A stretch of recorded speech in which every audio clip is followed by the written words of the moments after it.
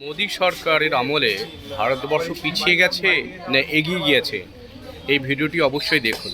2014 সালের আগে জিনিসপত্রের দাম কেমন ছিল, আজকে 2025 সালে জিনিসপত্রের দাম কত হয়েছে, এর পিছনে মোদী সরকারের অবদান জানতে ভিডিওটি অবশ্যই দেখুন।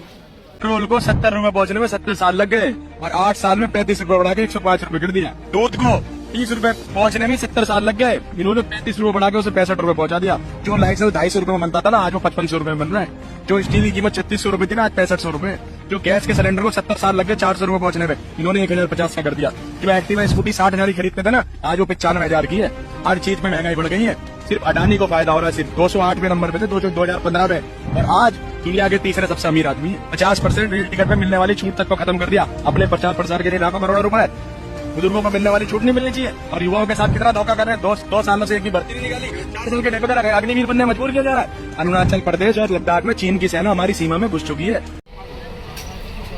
আজ মোদিবাবু বলছিল হিন্দু বিপদে আছে, কাল রাহুল বলবে মুসলিম বিপদে আছে, আর একজন বলবে খ্রিস্টান বিপদে আছে, কিন্তু বিপদে আছে সমগ্র ভারতবাসী। এই মোদির অকর্মণ্যতার জন্য আজকে চীনের সেনাবাহিনী অরুণাচল প্রদেশে প্রবেশ করে গেছে, তারা ঘাঁটি গেড়ে আছে। এই বিষয়ে মোদি কোনো আওয়াজ তুলছে না বা কোনো কথা বলছে না।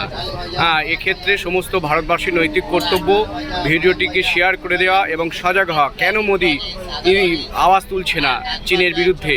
চীনের আইনিসরা আজকে যেখানে ঘাঁটি গেড়ে আছে অরুণাচল প্রদেশে,